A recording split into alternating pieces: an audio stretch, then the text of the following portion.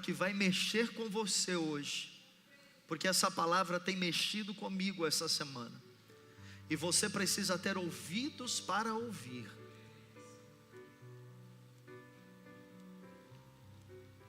Você precisa ter olhos para enxergar o que Deus tem para ministrar no seu coração.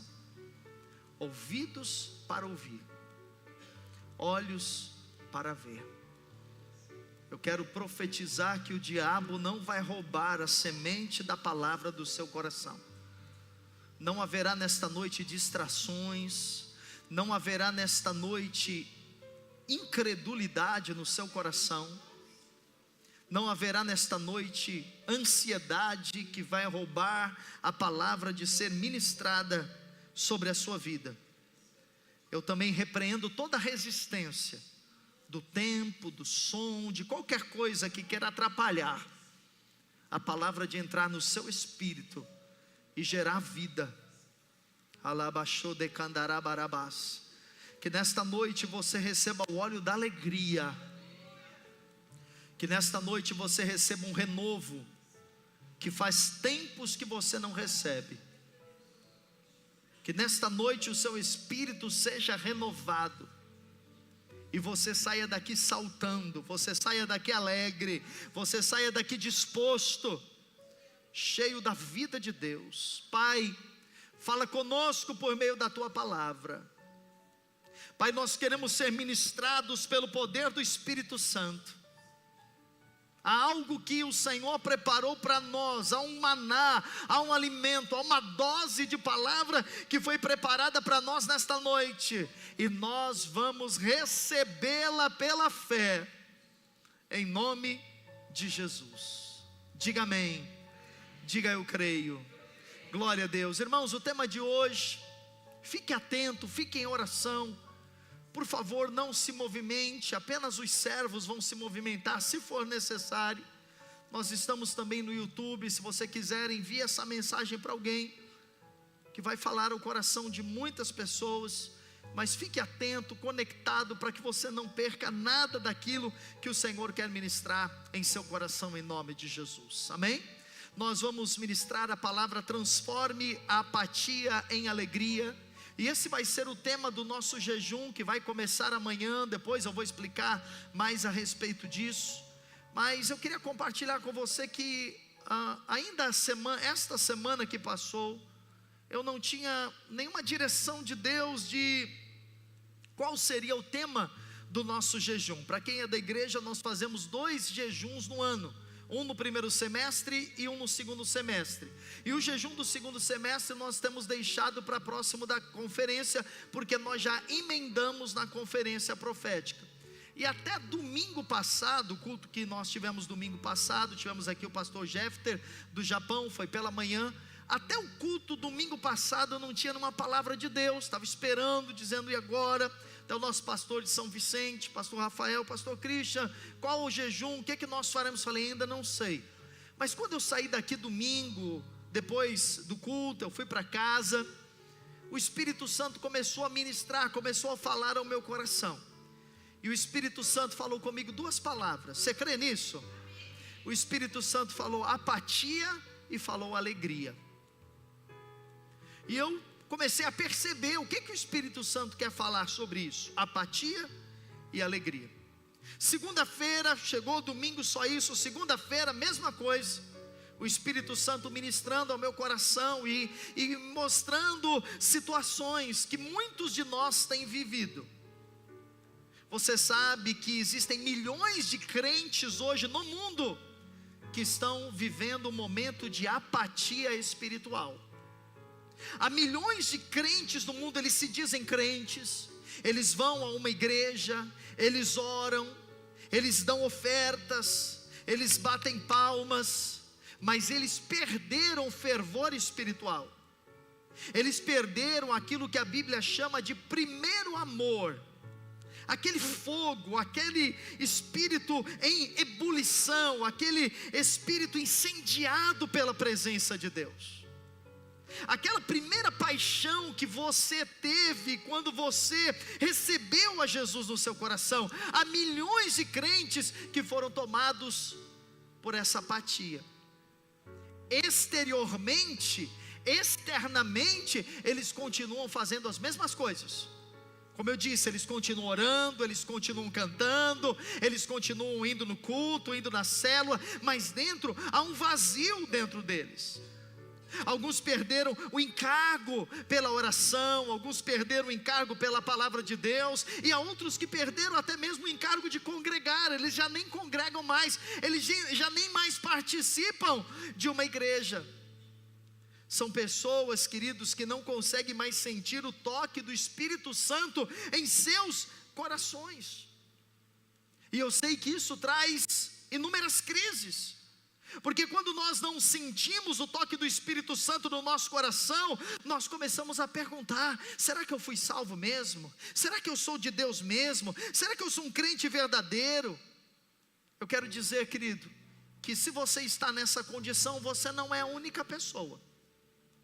Isso pode acontecer, mas eu também quero que você compreenda que Deus quer que você volte a experimentar o poder da presença dEle na sua vida. Esse é o desejo de Deus, esta é a vontade de Deus. Então o Espírito Santo foi ministrando isso no meu coração no domingo. Na segunda, na terça-feira, eu vim aqui para o prédio da igreja no período da tarde, e o Espírito Santo começou a ministrar. Eu entrei na minha sala, eu passei um tempo orando, e depois eu fui para o computador, e o Espírito Santo me trouxe muitas palavras que eu quero compartilhar hoje com você, e um roteiro para os nossos próximos 21 dias de oração e de jejum. Amém, amados? Eu quero começar lendo com você Atos capítulo 20, versículo número 7. Atos 20, versículo número 7. Diz assim: no primeiro dia da semana, estando nós reunidos, com o fim de partir o pão, Paulo, que devia seguir viagem no dia imediato, exortava-os, e prolongou o discurso até a meia-noite.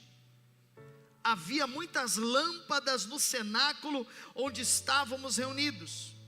Um jovem chamado Eutico, que estava sentado numa janela, adormecendo profundamente durante o prolongado discurso de Paulo, vencido pelo sono, caiu do terceiro andar abaixo e foi levantado morto. Você já ouviu falar essa história? Paulo estava pregando, e Paulo estendeu a pregação. Não era um culto qualquer, provavelmente era uma vigília. Era um culto especial, porque Paulo estava também se despedindo daqueles crentes. E havia um jovem, a Bíblia diz, chamado Eutico, e ele estava sentado na janela. E como Paulo demorou na pregação, aquele jovem foi tomado de sono, e ele caiu da janela do terceiro andar, e ele morreu, ouvindo uma pregação. Fique atento aí em nome de Jesus. Não durma, porque quem dorme ouvindo a pregação, você viu o que aconteceu. Aí diz então, olha o que diz: descendo porém Paulo, inclinou-se sobre ele, e abraçando disse: não vos perturbeis, que a vida nele está. Subindo de novo, partiu o pão e comeu, e ainda lhes falou largamente até o romper da alva. Então foi até de manhã, até 6 horas da manhã o culto, e assim partiu. Então conduziram vivo o rapaz, e sentiram-se grandemente confortados. Há 4 coisas que são justificativas para que aquele moço dormisse. A primeira é o tempo. Passou muito horário, passou da meia-noite aquele culto, foi até de manhã cedo. A segunda é que a Bíblia diz que havia muitas lâmpadas no cenáculo. O cenáculo era uma sala de reuniões. O terceiro motivo de ele ter caído da janela é que ele estava sentado na janela, ouvindo uma mensagem. E o quarto motivo é que Paulo prolongou a sua pregação. Irmãos, na Bíblia nós precisamos entender para que tenhamos revelação. As coisas não estão descritas na Bíblia apenas como uma informação de uma história. Isso não é apenas uma história. Não é a história de um jovem que estava sentado na janela, caiu do terceiro andar, morreu. Paulo foi lá, orou e ressuscitou. Não, aqui há uma verdade. Existem verdades espirituais para mim e para você. Porque Eutico, esse moço, ele estava sonolento e ao ponto de dormir no momento em que havia o mover de Deus através do apóstolo Paulo. Sabe o que isso mostra? Apatia espiritual. O que é apatia espiritual? Apatia espiritual é um tédio. É um tédio em relação à fé, em relação à palavra de Deus, em relação à oração, em relação às coisas espirituais. Como eu disse, milhões de crentes, eles são tomados muitas vezes dessa apatia, desse desânimo. Eu não tenho vontade de orar. Domingo, sabe como é, pastor? Dá uma preguiça ali depois do almoço, dá uma preguiça, dá um sono. E aí eu olho para o tempo, olho para a televisão, e aí eu não quero ir no culto. Isso é uma apatia espiritual que aconteceu aqui no livro de Atos, relatado pelo evangelista Lucas. A Bíblia fala em Apocalipse de uma igreja na cidade de Éfeso. Olha lá o que diz Apocalipse 2, versículo 2: conheço as tuas obras. Jesus falando à igreja de Éfeso, tanto o teu labor como a tua perseverança, e que não pode suportar homens maus, e que puseste à prova os que a si mesmos se declaram apóstolos e não são, e os achaste mentirosos, e tens perseverança, e suportaste prova por causa do meu nome, e não te deixaste esmorecer. Aqui está o retrato de uma boa igreja ou de uma igreja ruim? Responda, irmão. Conheço as tuas obras, a tua perseverança. Você não suporta gente errada, você não aceita os mentirosos, você suporta a prova. Essa é uma igreja boa ou ruim? Boa ou ruim? Bom, mas para essa mesma igreja, no versículo 4, olha o que o Senhor falou: tenho porém contra ti, que abandonaste o quê? O teu primeiro amor. Então a igreja de Éfeso é um retrato da vida de muitos cristãos, porque eles continuavam nas práticas espirituais, eles eram perseverantes, eles serviam a Deus, eles eram cuidadosos com a doutrina, eles eram cuidadosos com a palavra de Deus, mas aquela empolgação, aquele zelo do primeiro amor, lembra quando você converteu, quando você foi no encontro com Deus, que você queria trazer agora a sua família, que você queria converter a sua casa, aquela experiência de batismo nas águas, de batismo no Espírito Santo, de você conhecer a palavra de Deus de uma forma profunda, poderosa. É isso que aqui em Apocalipse 2,4 está dizendo, que muitas pessoas perderam. E essa condição que Eutico estava, esse jovem, fez com que ele dormisse. E escute, depois que ele dormiu, ele caiu. Ele dormiu e ele caiu. A condição dele mostra algo do seu coração. Primeiro, ele não amou a palavra de Deus, porque a palavra estava sendo pregada e ele estava dormindo. Segundo, ele não amou a vida de Paulo, porque Paulo era o apóstolo, era o líder daquele grupo, e Paulo estava se despedindo, e ele nem para isso ligou. Então o amor de Eutico por Deus e pelos irmãos era um amor indiferente. Amém, amados? Tudo começa a acontecer, diz o texto, à meia-noite. A Bíblia diz no verso número 7, que Paulo pregava e o discurso foi até meia-noite. Está lá o Eutico ouvindo, sentado na janela. O culto deve ter começado cedo, 5 horas da tarde, 6 horas. Não sei se teve música, não sei se teve louvor, não sei se teve ofertas, eu sei que teve ceia, porque a Bíblia diz que eles estavam partindo o pão, amém? E Paulo então começou a ministrar a palavra, e foi demorando, foi pregando, e de repente, aquele irmão, ele não aguentou, e ele foi tomado pelo sono, a ponto de morrer. A gente precisa pensar em algumas coisas a respeito da meia-noite, porque essa é uma hora crucial para nós. A meia-noite na Bíblia tem significados proféticos e espirituais que a gente precisa entender. Primeiro, querido, a meia-noite é um horário em que as pessoas normalmente sentem o quê? Sono, não é? Meia-noite, talvez você já esteja dormindo. Só quem é muito da noite não, mas a maioria das pessoas meia-noite ou já estão com muito sono, ou elas já estão dormindo. E é isso que aconteceu com Eutico. Sabe que de tempos em tempos, escute, nós somos tomados de uma sonolência espiritual. De tempos em tempos, nós somos tomados de uma apatia espiritual. Há épocas que nós parece que não sentimos mais o fluir do Espírito Santo no nosso coração. Porque na vida cristã, há momentos que são dia e há momentos que são noite. Há momentos que você está colhendo, mas há momentos que você está no inverno, não tem colheita. Há momentos que você está percebendo a unção de Deus fluindo poderosa na sua vida, e outras vezes você não sente isso.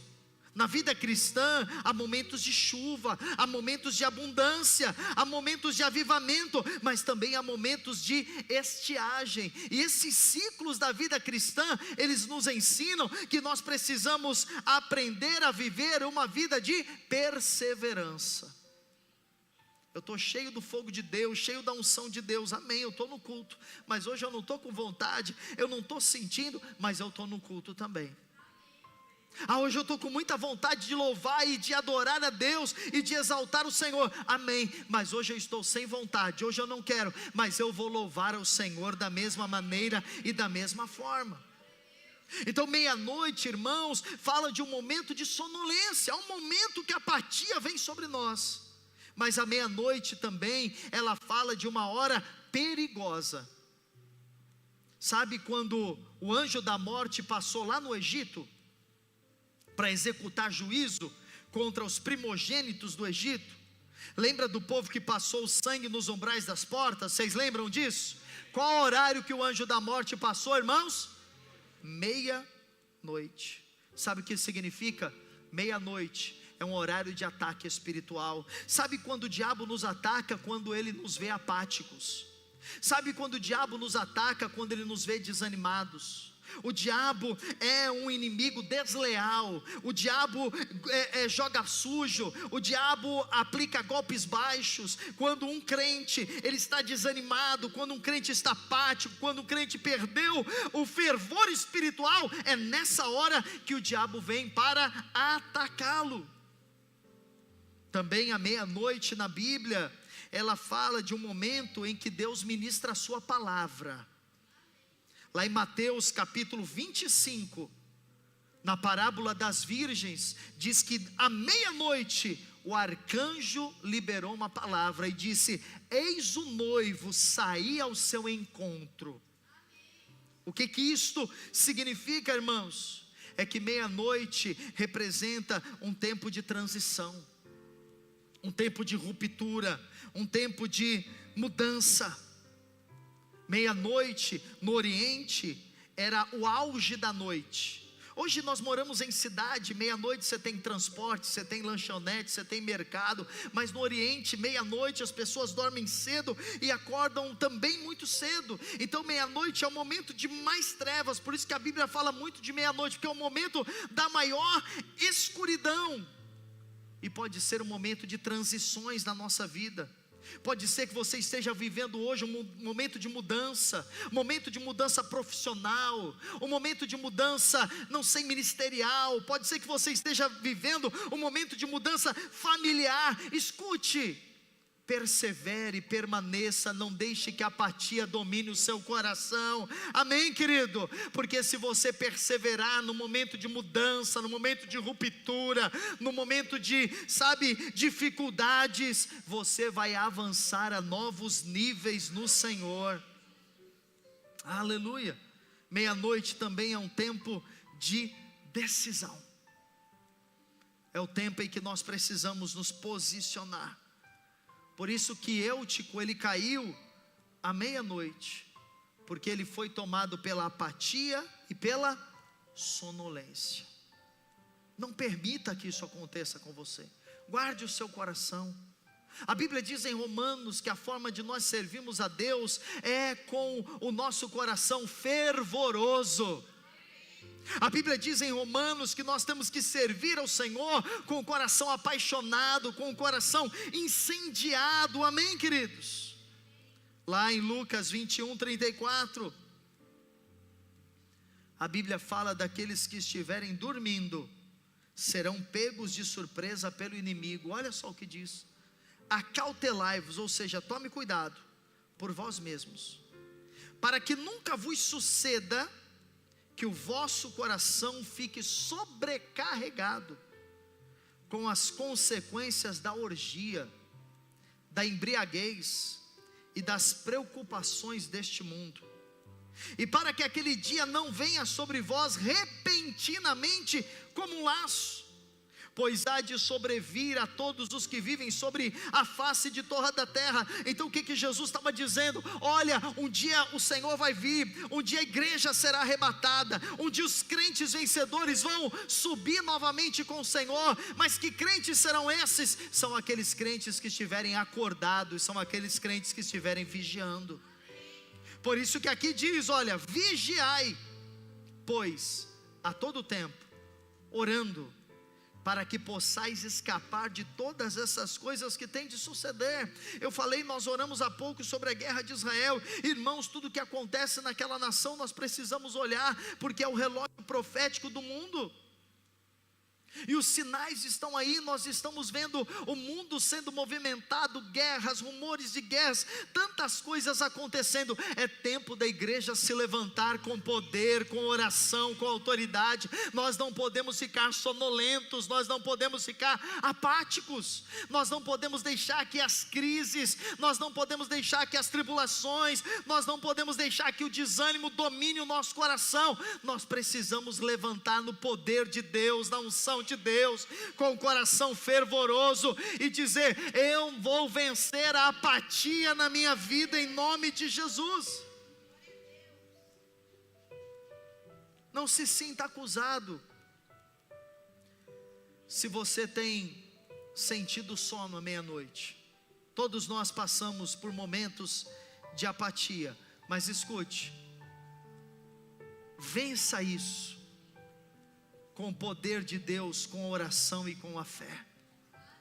Escute, é no momento que você estiver desanimado que o diabo vai vir atacar você. É no momento que você estiver desanimado que o diabo vai preparar um laço, uma cilada, vai pôr uma pessoa errada no seu caminho. É no momento que você estiver desanimado que o diabo vai colocar uma tentação para que você caia. É nesse momento, o diabo é astuto e ele fica esperando esta ocasião. Por isso a Bíblia diz: vigiai. Nós precisamos aprender a exercitar o nosso espírito, amém, querido? E mantê-lo acordado, mantê-lo aceso, mantê-lo disposto na presença do Senhor. A primeira causa que Atos nos diz que Eutico dormiu foi porque era meia-noite. Mas o texto também diz que havia muitas lâmpadas naquele auditório, muitas lâmpadas no cenáculo. E a gente precisa lembrar um pouquinho do que acontecia lá na época. Não tinha luz elétrica como nós temos aqui. As pessoas, quando iam para uma reunião, elas levavam uma lamparina na sua mão.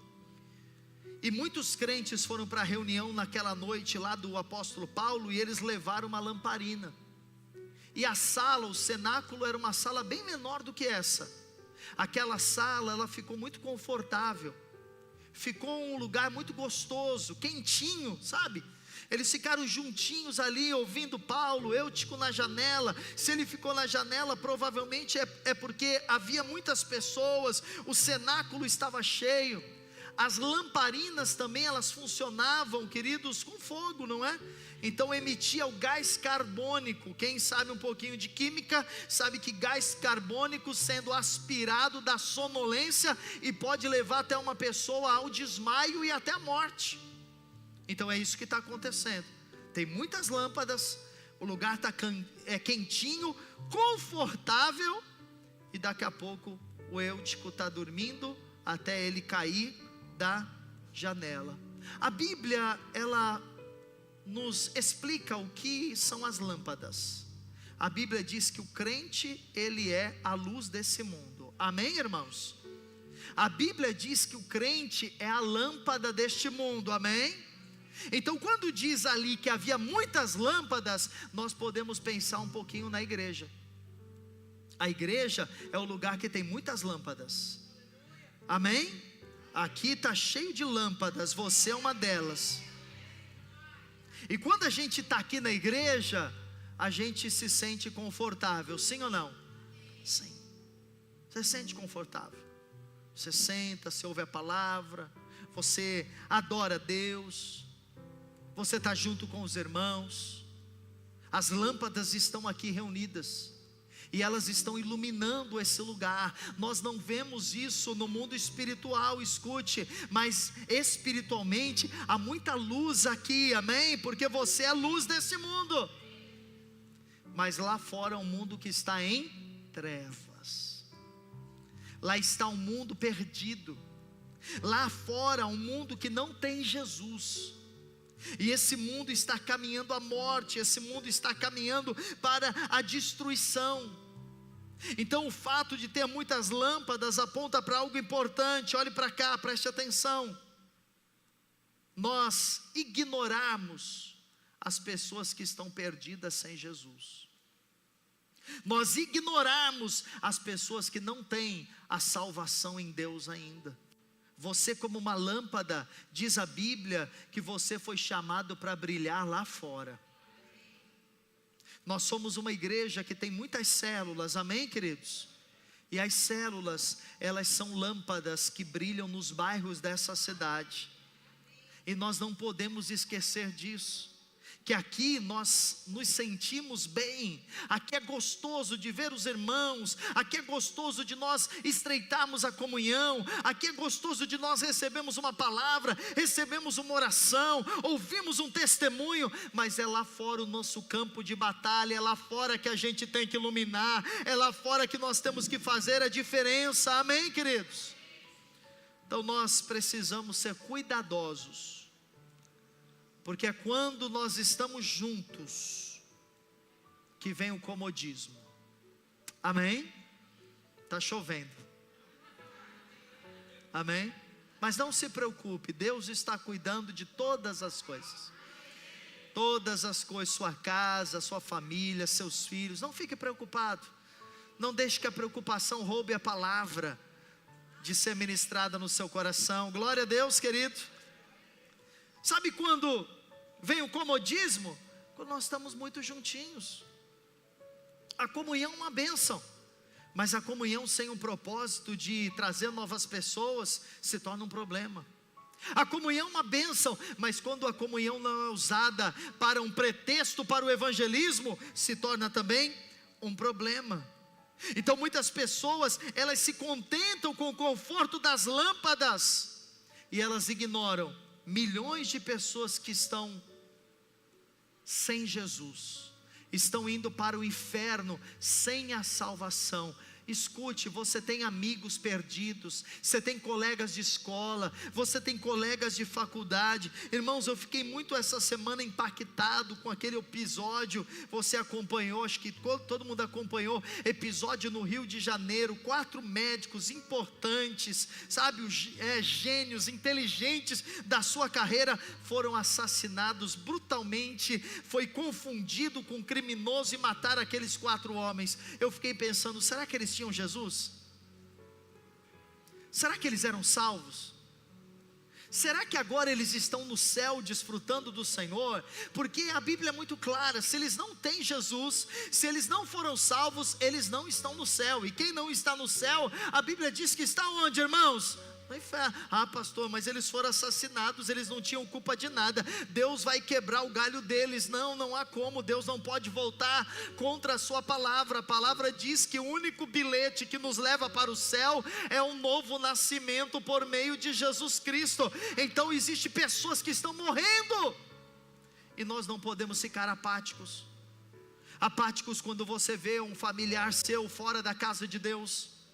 Apático quando você vê um amigo seu enganado em religiões erradas. Apático quando você vem para a igreja e vê os seus filhos em casa. Apático quando você vem para o culto e vê sua esposa ou seu marido lá em casa. Apático quando você vê os seus colegas de escola, de faculdade sem Jesus. Nós não podemos deixar que o conforto da casa de Deus nos iniba de pregar o evangelho do Senhor Jesus Cristo. Por isso, irmãos, escute, às vezes Deus, Ele nos deixa desconfortáveis.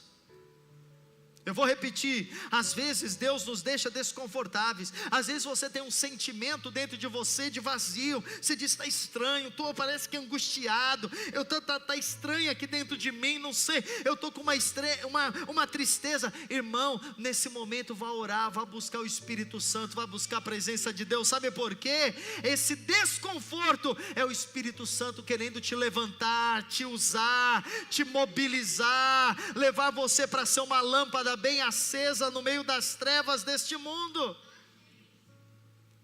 Mas às vezes nós falamos: eu quero ficar quietinho aqui no meu lugar. Pastor, eu quero só vir no culto, eu só quero ouvir a pregação, eu dou meu dízimo e eu não quero mais nada. Irmãos, ficar muito quietinho pode ser perigoso para a sua vida espiritual. Porque muito quietinho você pode ser tomado pelo sono. Muito quietinho você pode ser tomado pela apatia. E muito quietinho você pode dormir e cair da janela. Daqui a pouco nós vamos falar de um período que nós vamos fazer aqui na igreja, de oração e de jejum. E quando nós oramos e jejuamos, nós estamos nos colocando, escute, não é num lugar de troca com Deus, de barganha com Deus, de achar que porque nós jejuamos nós merecemos. Não, não, não. Tudo que Deus vai dar para você, Ele dá porque você é um filho amado e abençoado. Mas quando nós jejuamos, nós nos colocamos numa condição de desconforto. Porque não comer quando você quer comer é desconfortável. Entende? Orar é muitas vezes desconfortável quando você tem sono, ou quando você está cansado, mas você põe o despertador e diz: eu vou acordar 20 minutos antes de trabalhar e eu vou orar. Ou eu vou dormir 20 minutos mais tarde, mas eu vou ter meu tempo devocional com o Senhor. Tudo isso são coisas desconfortáveis, mas quando você se coloca numa situação de desconforto, Deus eleva você para um novo nível, Deus eleva você para um novo lugar. Amém? Então, Eutico caiu da janela porque era meia-noite, porque estava muito confortável, mas em terceiro lugar, porque ele estava sentado em uma janela. A Bíblia diz que ele estava sentado em uma janela. E a janela não é um bom lugar para nós ouvirmos a pregação da palavra de Deus. E novamente eu quero que você entenda o significado espiritual e profético de janela, porque tem um significado, não é só uma história, há um significado espiritual. A primeira lição que nós aprendemos em estar em uma janela é a atenção dividida. Eutico ouvia Paulo, mas ele ouvia o que passava pela janela também. Eutico ouvia a pregação, mas ele também via o que acontecia lá do lado de fora. E é impossível você ouvir duas mensagens, é impossível você absorver duas palavras. Sabe, irmãos, a apatia espiritual, ela vem muitas vezes disfarçada de uma atenção dividida com as coisas do mundo. As pessoas que dividem a sua atenção entre Deus, entre Jesus e as coisas do mundo, elas serão tomadas de apatia. Então, quando eu olho para o Senhor, eu olho para Deus, eu olho para Jesus, mas eu também sou atraído pelas coisas desse mundo, pelo pecado, como nós lemos Jesus dizendo, as orgias, a embriaguez, os vinhos, os vícios, as coisas desse mundo que nos levam, que nos atraem, a nossa atenção fica dividida e nós podemos em qualquer momento cair. A Bíblia conta a história de um homem chamado Ló, que morava numa cidade chamada Sodoma. E diz a Bíblia que Ló morava numa cidade pecaminosa, numa cidade rebelde, numa cidade que não queria saber de Deus, mas Ló e a família dele não se misturava com aquilo, mas diz a Bíblia que eles ficavam só na janela admirando aquilo. Eles não iam, mas eles ficavam na janela. E aquilo trouxe consequências. Você conhece a história, para ele e para a família dele, especialmente para a esposa dele, que se transformou em uma estátua de sal. Às vezes nós não estamos envolvidos com as coisas que Deus rejeita, mas nós estamos vendo. Às vezes nós não estamos lá, mas nós temos uma TV que mostra, nós temos um aparelho celular que mostra muitas coisas, nós temos às vezes uma janela para o mundo, e aquilo está contaminando, embotando, aquilo está manchando o nosso espírito, e por isso não há desejo de congregar, não há desejo de orar, não há desejo de ler a Bíblia, porque o nosso espírito está empanturrado, está farto das coisas do mundo. Se nós nos alimentamos muito das coisas do mundo, o nosso espírito não quer saber de Deus. A queda de Eutico foi física, mas ela mostra uma queda espiritual, irmãos, e diz que quando ele caiu morto. Porque quando nós deixamos a apatia, o próximo passo é a morte. Não a morte perdição, não a morte que não vai morar para o céu, mas é a morte que é caracterizada por uma vida apática, uma vida sem alegria, uma vida sem fervor, uma vida em que eu não sinto o Espírito Santo fluindo dentro de mim, uma vida que não tem lágrimas nos meus olhos. Sabe, irmãos, na vida cristã, escute, há momentos que nós precisamos fechar a porta do nosso quarto, há momentos que nós precisamos orar, e nós precisamos dizer: Pai, eu só vou sair aqui desse quarto quando eu sentir a Tua presença, a presença do Teu Espírito. Há momentos que nós precisamos, sabe, perceber: será que os meus olhos já estão muitos anos secos? Faz anos que eu não choro aos pés de Jesus. Será que eu perdi aquela alegria de congregar, de vir no culto, de chegar domingo, de chegar à reunião de célula? Perdi essas coisas, então a apatia dominou meu coração. Mas eu vou vencê-la pela fé em nome de Jesus. A janela fala de descompromisso. Crentes que não têm compromisso, queridos, eles estão sentados na janela. Naquela época não havia muros nas casas. Se você vai hoje a Israel, você vê muitas casas assim, não há muros. O muro já dá para a rua, a janela da casa já dá para a rua, não existe muro dividindo. Então estar na janela era estar literalmente em cima do muro. De um lado Paulo pregava, de outro lado passavam pessoas e aconteciam muitas coisas. Então a vida cristã, ela requer de nós um compromisso com o Senhor, um compromisso com a sua palavra, um compromisso com a santidade, um compromisso em fazer a vontade de Deus, amém, amados? A vida cristã exige de nós uma posição: ou eu sou ou eu não sou, eu sirvo ou eu não sirvo, ou eu sou de Jesus ou não, ou eu quero Deus ou não quero Deus, ou eu sou um homem de Deus ou não sou, ou eu sou uma mulher de Deus ou não sou, ou eu ando na palavra ou não ando na palavra, ou eu sou um servo de Deus ou não. Deus quer que você seja, mas você precisa assumir esse compromisso. A janela, ela também simboliza a tentação, porque quem fica olhando para a janela do mundo, ele está sendo tentado por essas coisas. Eutico estava diante do homem que teve mais revelação do Novo Testamento, chamado Paulo.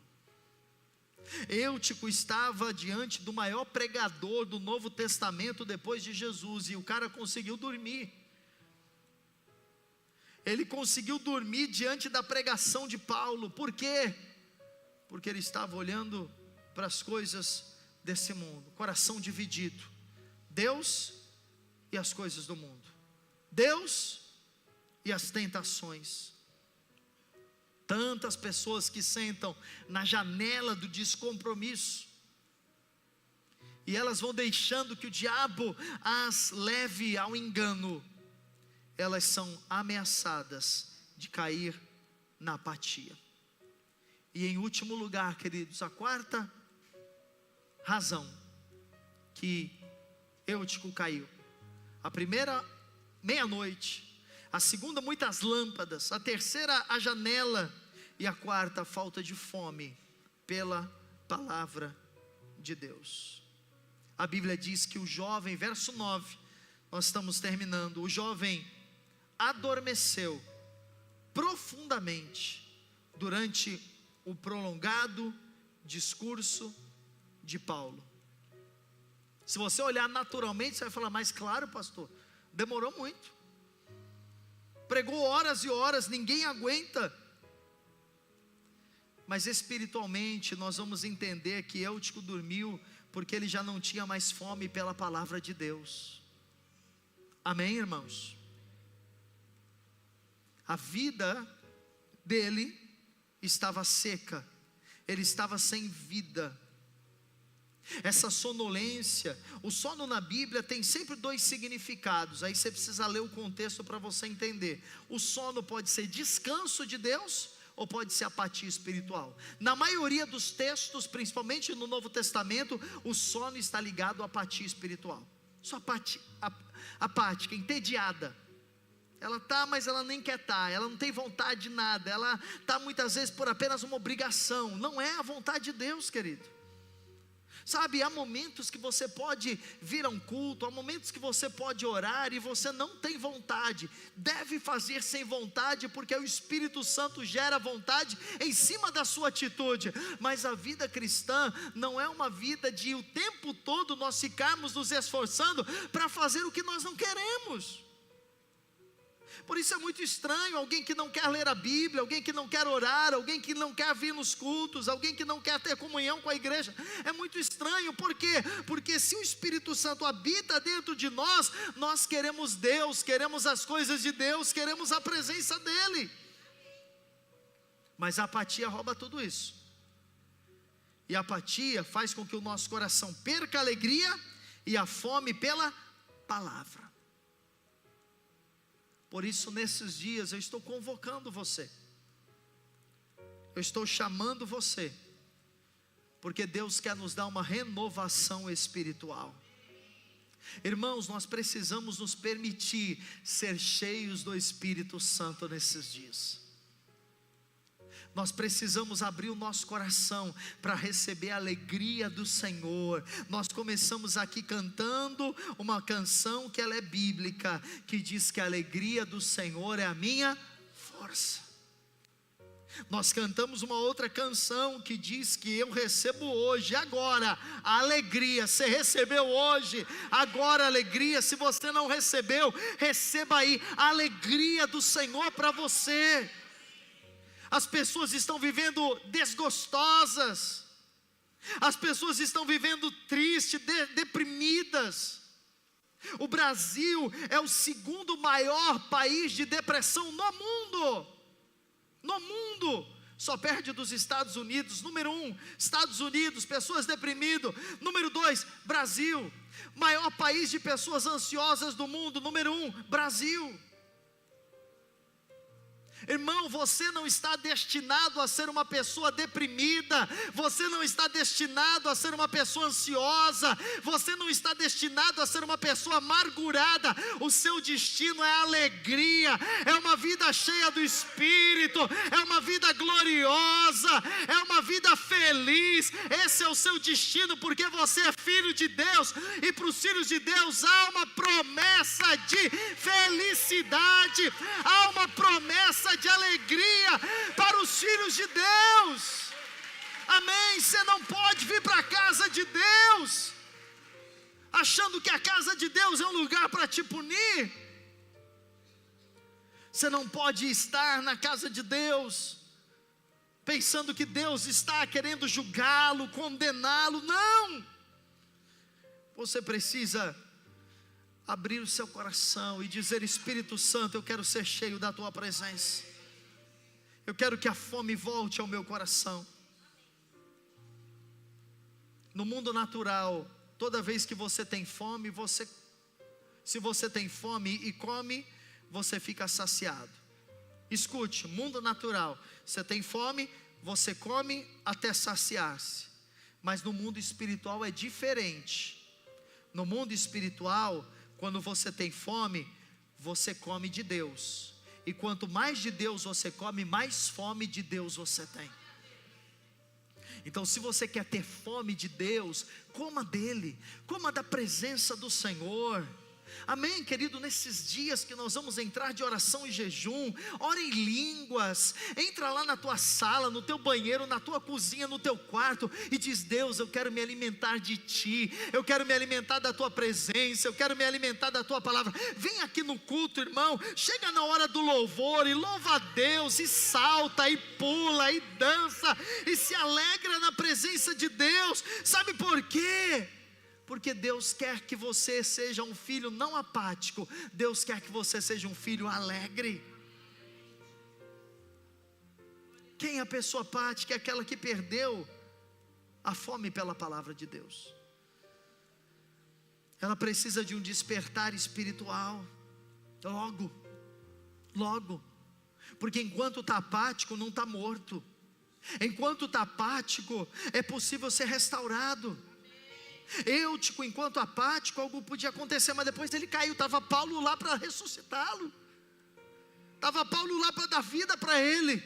Então, a apatia, a indiferença, há um coração muitas vezes entristecido pelas circunstâncias, pelas provações, pelas lutas. Sim, isso é possível, acontece comigo, acontece com a gente. De tempos em tempos nós somos tomados pela apatia, mas nesses momentos nós precisamos falar: não, isso não vai me tomar, eu não vou permanecer assim. Eu vou receber de Deus. Sonolento, apático, mas eu vou receber de Deus. Então aplique o seu coração nisso. Transforme apatia em alegria.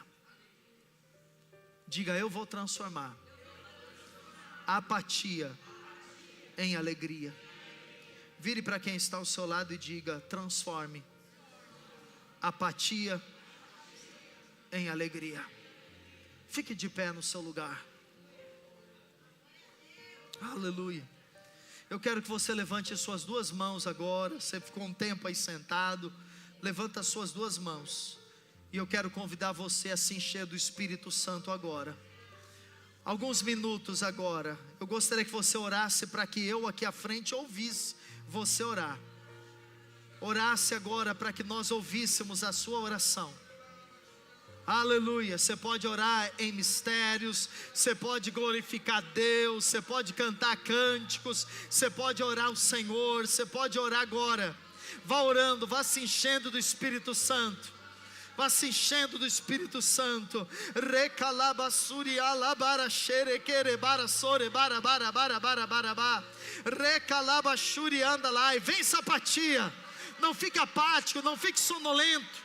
Mande embora a sonolência. Mande embora a apatia agora do seu coração, da sua mente. Vá se ativando, vá se enchendo. Não se embriague com vinho, mas encha-se do Espírito.